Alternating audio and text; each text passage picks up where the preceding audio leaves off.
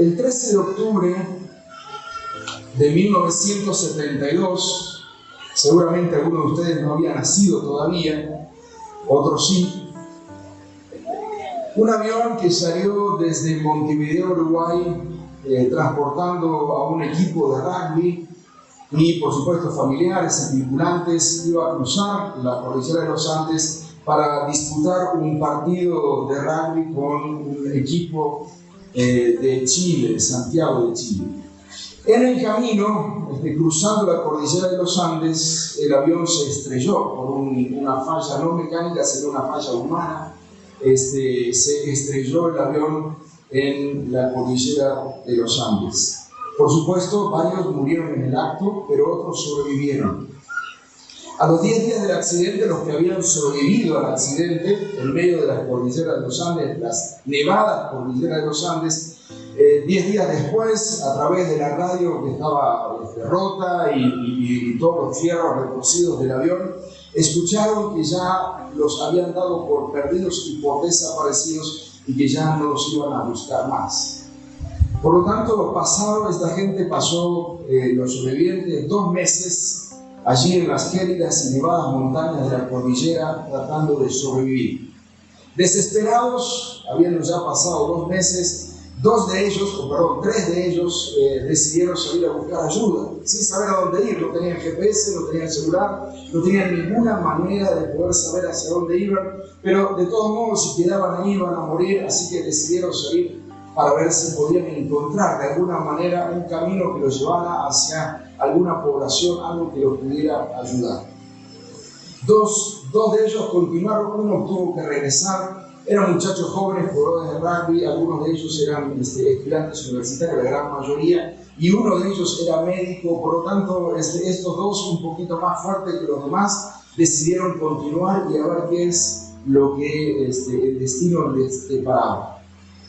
Finalmente, después de varios días de caminar, de subir y bajar los picos de la cordillera de los Andes, por allí, a lo lejos, ya caída la tarde, vieron a un arriero chileno que estaba precisamente pastoreando unas chivas en las montañas de la cordillera de los Andes.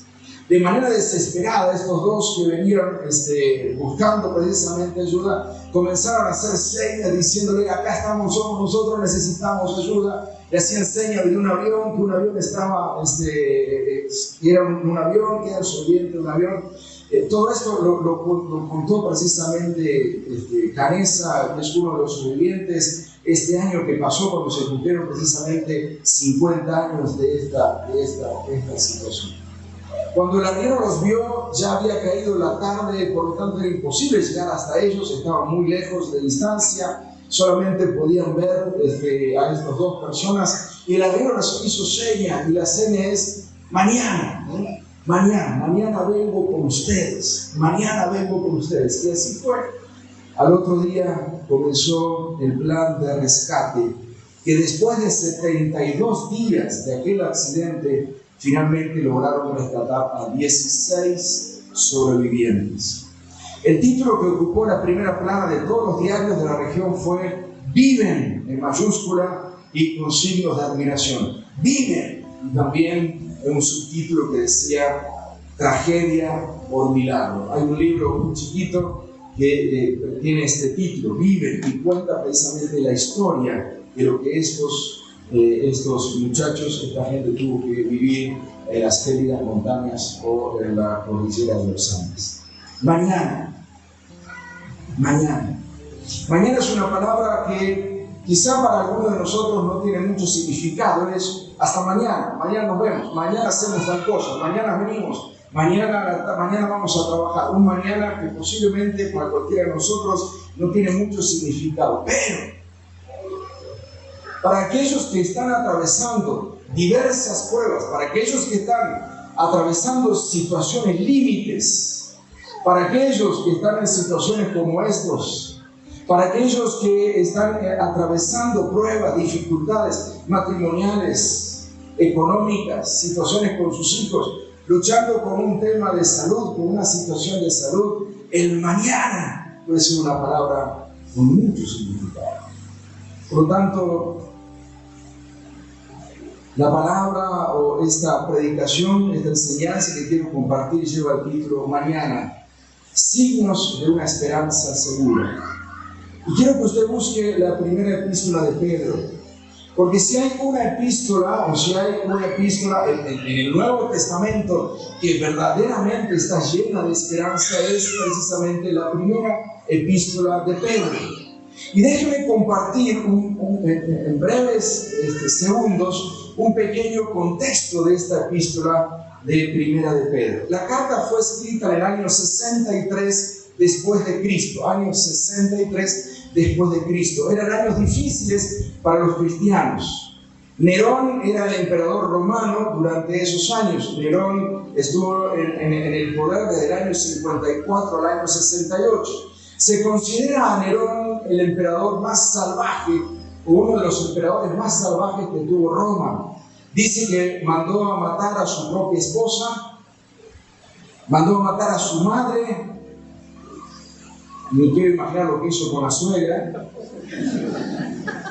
Mandó a matar a sus mejores amigos, a algunos de sus hijos y a sus colegas más cercanos. Era un hombre depravado, asesino, salvaje y empecinado en atacar a los creyentes, a los cristianos, a los seguidores de Cristo. Una noche, dicen los libros de historia, que una noche del mes de julio del año 64 se inició un feroz incendio en la ciudad de Roma y el viento propagó ese incendio por gran parte de la ciudad de Roma, que se destruyó en gran medida un sector bastante grande de la ciudad de Roma. Los ojos inmediatamente cayeron sobre Nerón, porque Nerón había dicho que él quería reformar la ciudad, que él quería tirar abajo los edificios antiguos y quería una ciudad moderna, una ciudad distinta, y por supuesto los ancianos y los otros dirigentes no estaban de acuerdo en que se hiciera eso. Por lo tanto, las sospechas inmediatamente cayeron sobre Nerón. Pero Nerón, de una manera, utilizando por supuesto el poder que él tenía, lo que hizo fue mover las sospechas hacia los creyentes y los acusó entonces de ser los incendiarios de la ciudad de Roma. Y eso desató una de las mayores persecuciones que está registrada en la historia del cristianismo, años 64, años 63, 64 en adelante, una persecución salvaje contra los cristianos. El apóstol Pedro, viendo que la violencia, que la persecución, que la situación difícil que se estaba viviendo en Roma también se estaba viviendo en distintos o en otros puntos del Imperio Romano, escribe esta carta. Y escribe esta carta, esta primera epístola de Pedro, a creyentes, a hermanos. Si usted tiene allí abierta la Biblia, dice Pedro, apóstol de Jesucristo, estoy leyendo la Nueva Versión Internacional, a los elegidos extranjeros dispersos por el Ponto, Galacia, Capadocia, Asia y Bitinia. La Reina Valera 60 dice a los expatriados. Para nosotros la palabra expatriados no significa mucho, otra vez, es una palabra que por ahí no la utilizamos. Quizá una mejor palabra sería a los migrantes, o incluso una mejor palabra, más exacta, sería a los desplazados. Es decir, a los que han tenido que abandonar su tierra, su nación, su pueblo, su lengua, su comida, su familia, sus negocios, su propia casa, para poder salvar su vida porque están siendo perseguidos. Hoy en día se calcula que en el mundo hay más de 80 millones de personas desplazadas por las guerras, la violencia, la persecución y las violaciones a los derechos humanos. Por lo tanto, el desplazamiento de gente no es algo privativo de aquellos tiempos, ha sido parte de la historia de la humanidad. Pero el apóstol Pedro les escribe a los hermanos que por causa de la fe en Jesucristo han tenido que abandonar sus lugares de nacimiento, sus lugares de vivienda, y han tenido que ir a distintas regiones tratando de salvar su vida. Estos hermanos están dispersos en el Ponto, Galacia, Capadocia, Asia y Bitinia, lugares que por ahí otra vez no nos dice mucho, es algo que vayamos a un mapa de aquellos tiempos y podamos ubicarlos. Pero para que usted tenga una noción, es lo que hoy es Turquía. Así que estos hermanos Creyentes del año 60, 63, 64 después de Cristo habían tenido que desplazarse, irse de su tierra, buscando de alguna manera cómo salvar su pellejo, salvar su familia, comenzar de nuevo y solo por creer en Jesucristo. Es probable que ninguno de nosotros tengamos esa situación de desplazados. Es probable que ninguno de nosotros nos encontremos en la misma situación de personas que estamos dispersos o desplazados por este tipo de situaciones. Sin embargo, el verso 6 de 1 de Pedro capítulo 1 también dice que estos hermanos están atravesando diversas pruebas. Y yo creo que ahí cualquiera de nosotros podría levantar la mano y decir, oh, ahí sí, ahí yo soy parte de ese grupo, porque estamos pasando diversas pruebas. Estos hermanos, este grupo de creyentes que estaba siendo desplazado, estaba atravesando una diversidad de pruebas, precisamente por eso el apóstol Pedro escribe esta carta. Ahora, yo quiero notar, al menos en esta mañana, de manera muy breve, 4 cosas que el apóstol Pedro les dice a estos hermanos que están en estas circunstancias, desplazados y viviendo diversas pruebas. Lo primero que el apóstol Pedro dice allí en el capítulo 1, verso 1, que lo leímos y lo pasamos muy por alto, es Pedro, apóstol de Jesucristo, a los elegidos. Lo primero que el apóstol Pedro dice es: queridos hermanos, ustedes que han sido desplazados, ustedes que se encuentran atravesando diversas pruebas, sepan que son elegidos.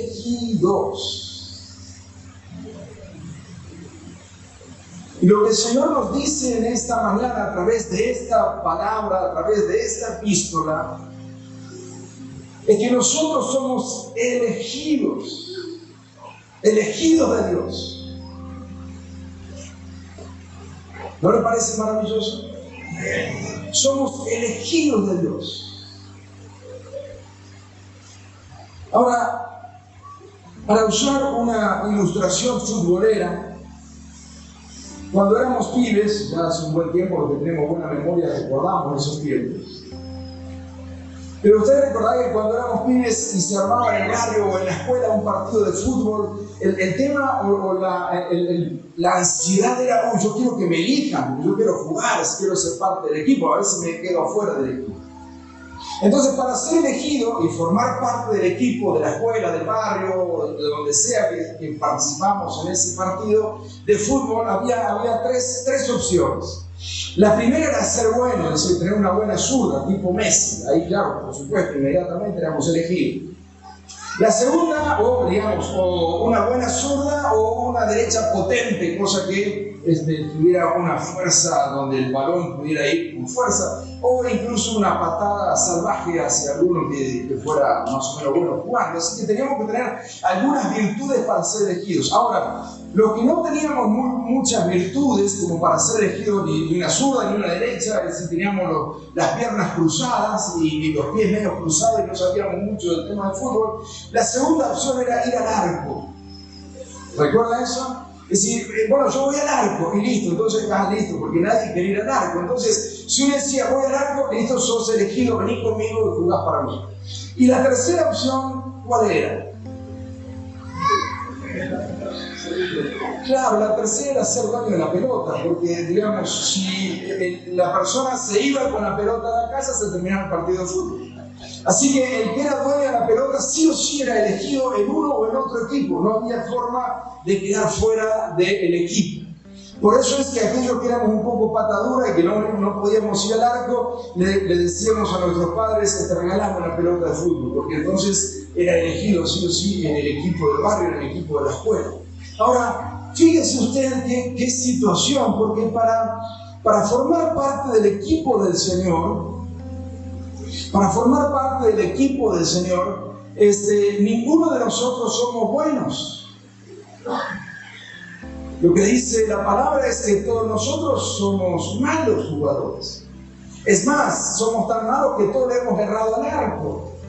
porque hemos pecado, y una de las definiciones del pecado es errar al blanco, una de las definiciones más sencillas. Por lo tanto, todos nosotros hemos sido patadura en la vida y hemos querido patear al arco y le hemos tirado para cualquier lado, no le hemos embocado al arco. Todos somos pecadores, por lo tanto no hay virtud alguna en nosotros para lo cual pueda decir: este me sorprende, lo voy a elegir para mi equipo. No hay virtudes que nosotros podamos tener como para decir: soy elegido por esta o aquella virtud. Por lo tanto, no podemos. Ahora, alguien diría: bueno, voy al arco. No, olvídese, porque no hay arco en este equipo, no hay arquero. Es decir, somos todos iguales, todos patadoras, no hay forma. Y lo tercero es que nadie es dueño de la pelota. Por lo tanto, ninguno de los que estamos acá tenemos ni siquiera la remota esperanza de poder ser elegidos para jugar para el Señor. Ninguno de nosotros tiene virtudes, capacidades, ni es dueño de nada, ni de la pelota, ni absolutamente de nada, como para decir: el Señor me va a elegir por esto, por aquello. Todos nosotros estamos incapacitados para ser parte del equipo del Señor. Pero lo maravilloso que dice el apóstol Pedro es: hermanos, queridos hermanos y hermanas que están atravesando diversas pruebas, sepan esto: ustedes son elegidos. Amén. Ahora, si usted sigue leyendo el texto, lo que va a notar en el verso 2 es que esta elección no es una elección así nomás.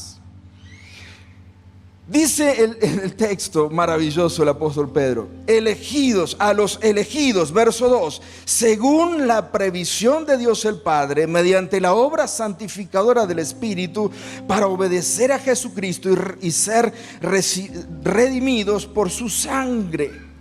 Si usted nota, allí está la Trinidad: Dios Padre, Dios Hijo y Dios Espíritu Santo.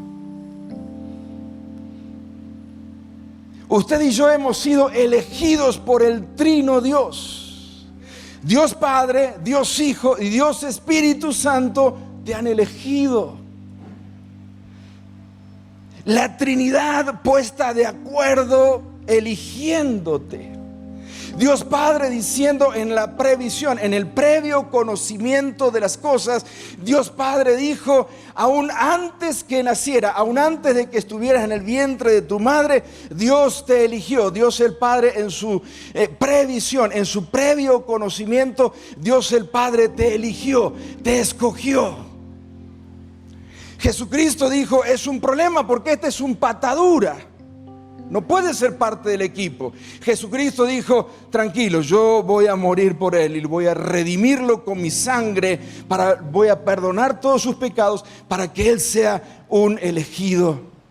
Y el Espíritu Santo dijo: bárbaro, yo voy a poner de mi parte entonces, porque durante toda la vida que tengo por delante voy a trabajar con él y voy a transformarlo y voy a trabajar y voy a orar en su vida para que verdaderamente este sea un elegido de Dios, que dé gloria y honra a su nombre y meta muchos goles para este equipo del Señor. Amén. Si esta fuera una iglesia pentecostal, aplaudiría al Señor con mucha fuerza. ¿Sabe por qué? Porque aunque utilizamos una ilustración futbolera, pero en muchos casos nosotros hemos tenido experiencias en las cuales no hemos sido elegidos, no nos ha ido muy bien en la elección. Hemos sido rechazados en algunos casos, en algunas situaciones. Pero lo que el apóstol Pedro dice a estos hermanos que están atravesando diversas pruebas, y nos dice a nosotros, y lo que quiero de alguna manera recalcar en esta mañana, es que te lleves a tu casa esta palabra del Señor: que tú eres un elegido del Señor, que tú eres una elegida del Señor, que si estás en los caminos del Señor no estás por casualidad, que si estás en los caminos del Señor no estás por virtudes que puedas tener, no estás porque eres buena gente o buena persona, no estás en los caminos del Señor porque tu papá es creyente y te trajo a la iglesia. Si estás en los caminos del Señor es ni más ni menos porque el Dios Trino te escogió, porque el Dios Trino te eligió. Esta es para aquellos que estudian la doctrina de la elección divina. Una de las enseñanzas más maravillosas, pero también más difícil de entender. ¿Cómo puedo entender que el Dios trino, el Dios maravilloso, el Dios 3 veces santo, santo, santo, la Trinidad misma se ponga de acuerdo para elegirme? Y lo primero que usted debe saber, o que debemos saber, si estamos atravesando pruebas, si estamos atravesando momentos de dificultad, donde comienzan a llegarnos dudas y pensamientos de ¿y será que? Y no sea cosa que por ahí, tranquilo. Lo primero que el apóstol Pedro dice, mire, es lo primero que dice después de presentarse. Pedro, apóstol de Jesucristo. Las epístolas en aquellos tiempos no se firmaban al final, se firmaban al inicio. Por eso dice Pedro, apóstol de Jesucristo. Firma la carta, pero lo primero que dice es: esta carta está dirigida para ti que eres un elegido. Amén. Y eres un elegido del Trino Dios. Eres una elegida del Padre, del Hijo y del Espíritu Santo. Y entonces, aunque esté atravesando adversidades o aunque esté atravesando pruebas, lo que debemos afirmar es nuestra identidad como elegidos de Dios. Y yo quisiera que cuando hoy usted regrese a su casa, vaya caminando con su frente en alta. Soy un elegido de Dios. Me está yendo para la mona, pero soy un elegido de Dios. Tengo problemas y dificultades, pero soy una elegida de Dios. Tengo situaciones con mi familia, con mi matrimonio, en el trabajo, en la economía, pero soy un elegido de Dios, una elegida de Dios. El Padre, el Hijo y el Espíritu Santo me eligieron. Bendito sea el nombre del Señor. Es lo que dice el apóstol Pedro. Mire lo que dice el apóstol Pedro en el verso 3. Alabado sea Dios. Pedro no puede aguantar ni siquiera un versículo más. Después de 2 versículos prorrumpe en una alabanza diciendo: alabado sea Dios por esto. Alabado sea Dios, Padre de nuestro Señor Jesucristo, porque por su gran misericordia, y aquí viene lo segundo que usted debe saber. Lo primero es que usted es un elegido de Dios. Usted es una elegida de Dios Padre, Hijo y Espíritu Santo. Lo segundo que debe saber es lo que dice el apóstol Pedro, que por su gran misericordia nos ha hecho nacer de nuevo mediante la resurrección de Jesucristo, para que tengamos una esperanza viva. Queridos hermanos y hermanas, hemos nacido de nuevo para tener una esperanza viva. Subraye: viva. La esperanza del mundo es una esperanza que se acaba. Es una esperanza que se acaba mientras dura el gobierno X. Es una esperanza corta que dura mientras no hay problemas en el matrimonio. La esperanza que da el mundo es una esperanza corta, limitada. Es una esperanza con fecha de caducidad. Es una esperanza que en algún momento va a morir. Pero la esperanza del cristiano, la esperanza de todos aquellos que hemos sido elegidos por el Trino Dios, aquellos que hemos nacido de nuevo, es una esperanza viva. ¿Y sabe por qué es una esperanza viva? Porque la esperanza del cristiano descansa, mire el texto nuevamente, descansa en la resurrección de Jesucristo. Por eso es una esperanza viva. Porque no es una esperanza que descansa en mis sentimientos, en mis emociones o en lo que los hombres me puedan prometer. La esperanza cristiana descansa en la resurrección de Jesucristo. Ahora, note bien esto. Porque si hay resurrección, tiene que haber, ¿qué es lo que tiene que haber si hay resurrección? Muerte, ¿verdad? La premisa es así: hay resurrección porque hubo muerte, si no, no habría resurrección. Por lo tanto, la esperanza cristiana no es un negar la realidad. La esperanza cristiana no significa negar la realidad en la que vivo. La esperanza cristiana no es levantarme hoy y decir, todo va a ir bien, todo va a ir bien. El mantra cristiano, todo va a ir bien, todo va a ir bien, todo va a ir bien, todo va a ir bien. No se trata de negar la realidad. La esperanza cristiana, una de las cosas que tiene es que el cristiano es realista. Pedro, de hecho, es realista. Le escribe a los hermanos expatriados, expulsados, a los que han sido desplazados por causa de la persecución.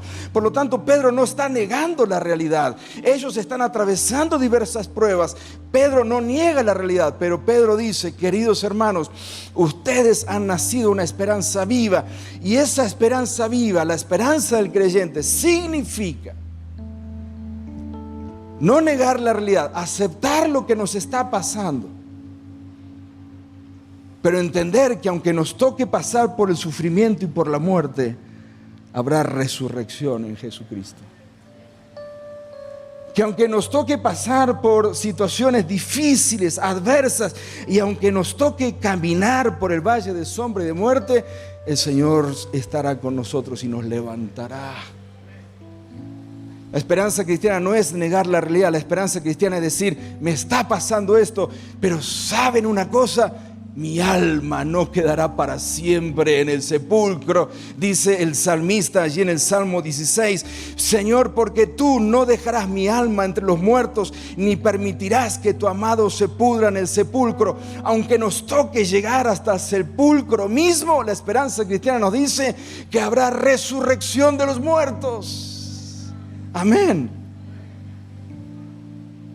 La esperanza cristiana nos dice que es doloroso despedir a un ser querido, que es doloroso despedir a alguien tan cercano del corazón que ha partido. Pero la esperanza cristiana nos dice espera un momento porque volverás a verle. La esperanza cristiana entonces no nos hace negar la realidad. La esperanza cristiana nos dice que aunque hoy estemos atravesando diversas pruebas, mañana habrá un nuevo comienzo. Mañana el Señor nos levantará y tendremos como creyentes que atravesar sufrimientos y pruebas, dolor, amargura, la pasión misma, la muerte, pero vamos a resucitar en el Señor Jesucristo. Amén. Sepan una cosa, ustedes son elegidos de Dios. Sepan que aunque están pasando diversas pruebas, ustedes y yo hemos nacido para una esperanza viva, y esa esperanza está puesta en la resurrección de Jesucristo. Cristo murió, pero resucitó. Y si Cristo resucitó, Cristo vive. Por lo tanto, no hay situación difícil que hoy yo esté atravesando de la cual Jesucristo no pueda levantarme y no pueda sacarme adelante. Amén. En tercer lugar, dice el verso 4, que todos nosotros, los que hemos sido elegidos, los que hemos nacido una esperanza viva, tenemos una herencia incorruptible, inmaculada y que no se marchitará, que está reservada en los cielos para nosotros. ¡Wow! Somos herederos. Cuando viajamos con Miriam, sobre todo en lugares como estos, a veces vamos en la ruta y le digo, ¿no habrá un tío por acá? ¿No habrá un tío López? Gracias, hermano. ¿No habrá un tío López por acá que sea dueño de algún campo y que no tenga hijo, que no tenga nada y que me dé una herencia? ¿Un campito que de 1000 hectáreas? ¿Qué es para una herencia? Un campito de 1000 hectáreas. Con 800 cabezas de ganado. No pido mucho, ¿eh? Pero parece que la familia López no tiene tíos que ni tienen 1000 hectáreas ni 800 cabezas de ganado. Lo que tienen son más deuda que otra cosa. Y entonces le digo a mi esposa, le digo, ¿y los Farías hay algo? No, los Farías solo deuda tienen. Pero cuando leo el texto, cuando leo esta primera de Pedro, versículo 1, verso 4, me dice que nosotros tenemos una herencia indestructible, incontaminada e inmarchitable que está reservada en el cielo para nosotros. Esta herencia tiene que ver, por supuesto, tiene que ver con la salvación maravillosa que está reservada para nosotros en los cielos. Esta herencia tiene que ver con todas las bendiciones y promesas que Dios ha hecho para nosotros. Pero lo que dice el apóstol Pedro es que esta herencia, y utiliza 3 calificativos. El primero dice que es una herencia imperecedera, es decir, aunque un ejército avance contra ustedes, tranquilos, porque la herencia está reservada en los cielos. Es imperecedera. Esa herencia está segura, no puede perecer. En segundo lugar, esta herencia, el segundo calificativo es una herencia incorruptible. Es una herencia que no está sujeta a la corrupción. Imagínense en Argentina, no está sujeta a la corrupción. Esta herencia no puede ser manchada por el mal. Por lo tanto, no puede ser atacada por ningún ejército más poderoso, aún por el Imperio Romano. No puede ser contaminada por el mal. Y el tercer calificativo, que viene del mundo de la jardinería, es que es inmarchitable. Es decir, aunque pase el tiempo, esa herencia no pierde su belleza. Esa herencia no pierde su valor. Esa herencia no se marchita. Aunque pase el tiempo y las dificultades y las situaciones que tengamos que vivir, la salvación del creyente, su salvación, mi salvación, nuestra salvación está reservada en los cielos y nunca será manchada por el mal, no perecerá y nunca perderá su belleza y su valor. Amén. ¡Wow! ¡Qué maravilloso! Somos herederos. No necesitamos andar buscando tíos o primos o abuelos que nos dejen una herencia que en esta tierra, una herencia que puede ser muy bien vista, pero es una herencia perecedera, es una herencia corruptible y es una herencia que en algún momento va a perder su valor. Pero sepan una cosa, queridos hermanos y hermanas creyentes, aunque estén atravesando diversas pruebas, ustedes son elegidos de Dios. En segundo lugar, entiendan que tienen una esperanza viva. Y en tercer lugar, sepan que son herederos de una herencia maravillosa que está reservada en los cielos. Jesús diría, donde el orín y la polilla no pueden llegar o no pueden corromperla, donde los ladrones tampoco pueden llegar, allí en los cielos está nuestro tesoro, nuestra herencia. Amén. Bendito sea el nombre del Señor. Porque aunque aquí estemos atravesando dificultades económicas, aprietos económicos, usted en esta tarde o en esta mañana va a salir caminando hacia su casa con su cabeza en alto diciendo: soy un elegido de Dios. Y tengo esperanza, voy a salir adelante, no por el tema de un mantra en que voy a estar repitiendo, sino porque creo en que Jesucristo resucitó de los muertos y Él tiene poder para levantarme de la situación en la cual me encuentro. Y Él puede levantar mi matrimonio, mi familia, mis hijos, mi empresa, mi negocio. Él tiene poder para levantarme aunque me toque pasar por momentos de dificultad. Pero en tercer lugar, soy un heredero. ¡Wow! Tengo una herencia maravillosa, reservada en los cielos. Amén. Y en cuarto lugar, dice el apóstol Pedro, que no solo la herencia es reservada, sino lo que dice el verso 5, que nosotros, los herederos, somos guardados por el poder de Dios mediante la fe para la salvación que está preparada para ser revelada en el último tiempo. Mire, la salvación que hoy usted y yo gozamos, la salvación que gozamos hoy es tan solo las primicias, el inicio, es tan solo la entradita de lo que nos espera vivir en la salvación gloriosa que nos espera con el Señor. Amén. ¿Sí o no? ¿O usted piensa que la salvación es solo esto lo que estamos viviendo? La salvación gloriosa, cuando el Señor Jesucristo se manifieste, esa salvación será una salvación gloriosa, una vida eterna maravillosa. Mire, ya no vamos a lidiar con los callos, con el dolor de espalda, con el dolor de cabeza, con la enfermedad, con la edad. Nada de eso vamos a tener que vivir, sino que vamos a vivir en la plenitud de vida.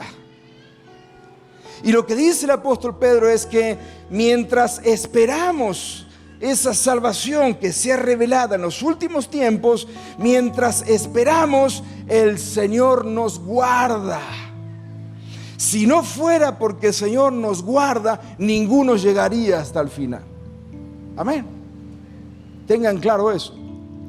Si el Señor no está comprometido en guardarnos, ninguno de nosotros llegaríamos al final para recibir la salvación plena que está preparada para el último tiempo, cuando el Señor Jesucristo se revele. Hay un profesor, amigo, mentor, que nos vimos el año pasado en una reunión, un grupo de hermanos que estábamos allí, amigos, y estábamos compartiendo peticiones de oración. Y bueno, oren por mí, por esto, por aquello, por lo otro. Pero este hombre dijo: yo les pido que oren por mí. Yo les pido que oren por mí porque quiero terminar bien mi carrera. Quiero terminar bien. Quiero terminar siendo fiel al Señor. Quiero terminar siendo fiel a mi esposa. Quiero terminar viendo a los ojos de mis hijos y decirle: quizá no fui el mejor padre, pero sí intenté serlo. Y sobre todas las cosas he sido un creyente genuino, aún con mis errores y mis situaciones. Oren por mí porque quiero terminar bien, con una fe vibrante, esperando el día en el que el Señor se revele. Oren por mí porque aún en el momento previo de despedirme de mis seres queridos, quiero irme con los ojos iluminados, esperando encontrarme con el Señor Jesucristo. Oren por mí porque quiero terminar bien. La nota de color que pone esto es que este hermano que estaba diciendo oren por mí porque quiero terminar bien, tiene 80 años. No es un muchachito que comenzó la vida cristiana ayer o hace 3 meses o 2 años, 3 años. No es un hombre o una mujer que está dando sus primeros pasos en la fe. Es un hombre que ha vivido toda su vida en los caminos del Señor. Dice: oren por mí porque quiero terminar bien. Y si no fuera porque el Señor nos protege, si no fuera porque la protección del Señor está sobre nosotros, sobre los herederos, no llegaríamos a recibir la herencia. Pero el apóstol Pedro dice: hermanos, ustedes que están atravesando diversas pruebas, diversas dificultades, que están desplazados, sepan que son elegidos del Trino Dios, que tienen una esperanza viva. Aférrense a la esperanza del Señor Jesucristo, el resucitado. Entiendan que hay una herencia guardada en los cielos para ustedes y tengan la confianza de que como herederos y elegidos de Dios, Dios los protege y llegarán al final, al día en el que esa salvación será revelada plenamente para nosotros. Amén, iglesia. Yo no sé cuál es la situación que usted está viviendo en esta mañana o en este tiempo. Seguramente pruebas, dificultades, situaciones que nos toca vivir, momentos difíciles, decisiones, situaciones. Pero sepa que hay un mañana. Y hay un mañana porque hay una esperanza viva. Y esa esperanza está fundamentada en la resurrección de Jesucristo. Termino con esto, versos 6 y verso 7. El apóstol Pedro reconoce y dice: ustedes se regocijan grandemente por todo esto que acabamos de escuchar.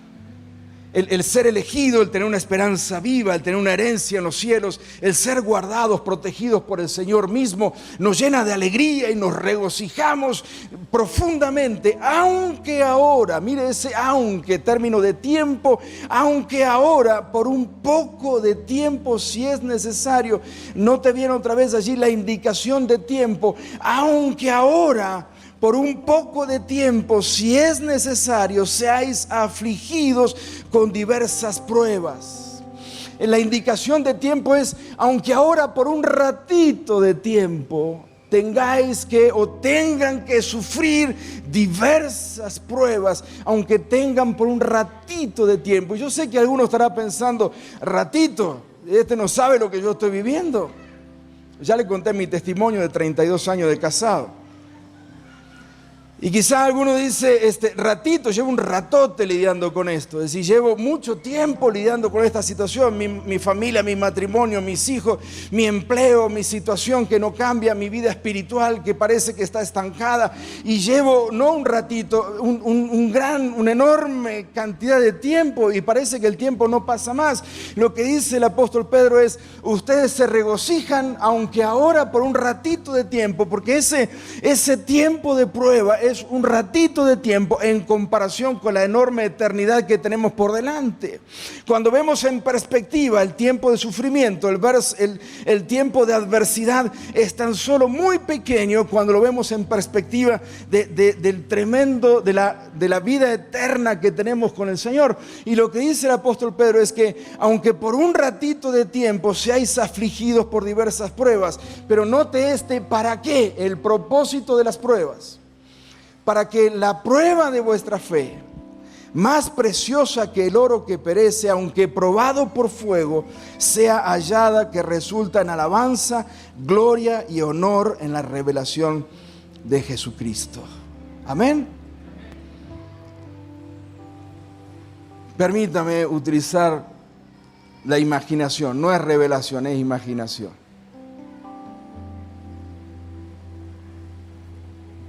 Aquel día cuando estemos en la presencia del Señor, cuando estemos por presentarnos delante del Señor, el Señor Jesucristo, el séquito de ángeles, Pedro, Pablo, Juan,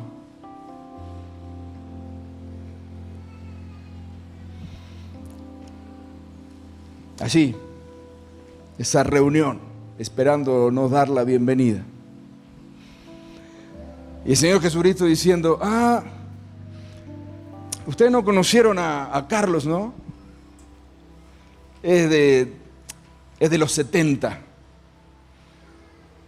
de 1970, ustedes son del 70, este es de 1970.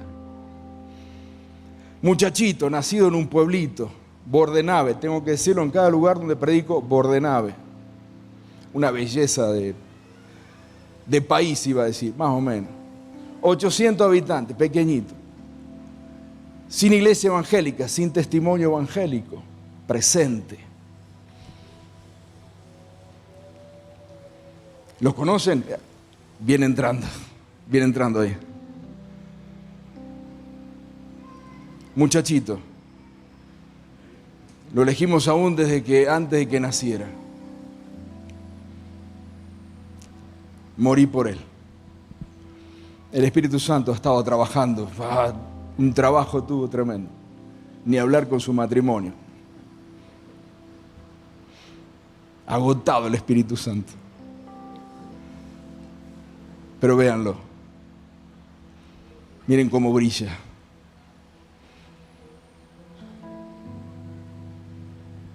En cada prueba he pulido, lo he limpiado, he quitado asperezas, he trabajado en su vida, en su carácter, en su formación. Y pruebas, y pruebas, y pruebas, pero nunca ha negado mi fe. Se ha mantenido firme en el Señor. Desplazado, abandonaron su casa, su negocio, su familia. Fueron despreciados por sus propios familiares. Tuvieron que irse del lugar seguro, del lugar donde vivían. Pero sepan que son elegidos por el Trino Dios. Sepan que tienen una esperanza viva, que aunque hoy parece que están tendidos en el lecho del dolor, el Señor Jesucristo puede levantarlos, porque la esperanza nuestra no descansa en nuestras emociones y sentimientos, sino que descansan en un hecho real, que es que Jesucristo se levantó de los muertos y vive. Sepan que tiene una herencia reservada en los cielos. Es probable que no tengan mucho aquí en la tierra, ustedes que están siendo desplazados, que han tenido que dejar casa, negocio, pero sepan que hay una herencia en los cielos reservada para ustedes y nada ni nadie puede tocar o alcanzar. Y sepan que aunque el emperador los esté buscando para matarlos, el Señor los está protegiendo, porque protege a los herederos, a los elegidos, y van a llegar hasta el final para recibir la plenitud de la salvación en la cual han creído. Y aunque en este ratito de tiempo estén sufriendo diversas pruebas, es la mano del Señor en cada prueba que los está puliendo, los está limpiando para que sean cada vez más brillantes, para que aquel día, cuando entremos a la presencia del Señor Jesucristo, el mismo Señor Jesucristo se levante y diga: ahí viene ese muchachito que me ha dado gloria y honra a mi nombre, porque ha mantenido firme en la fe a pesar de las pruebas y dificultades. Y allí entrará usted, entraré yo, entraremos nosotros. Y entraremos y usted se va a mirar y yo sabía que brillaba así. Sí, porque el Señor en cada prueba y en cada adversidad no te ha dejado solo. Él está puliendo tu vida, tu carácter, transformándote para que seas una perla brillante y que dé gloria y honra a su nombre el día en que nos presentemos delante del Señor. Amén, iglesia.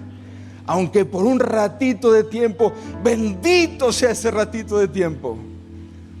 Porque si ese ratito de tiempo va a servir para que aquel día yo lleve gloria y honra a su nombre, ese ratito de tiempo valió la pena. Amén. Póngase de pie, querida iglesia.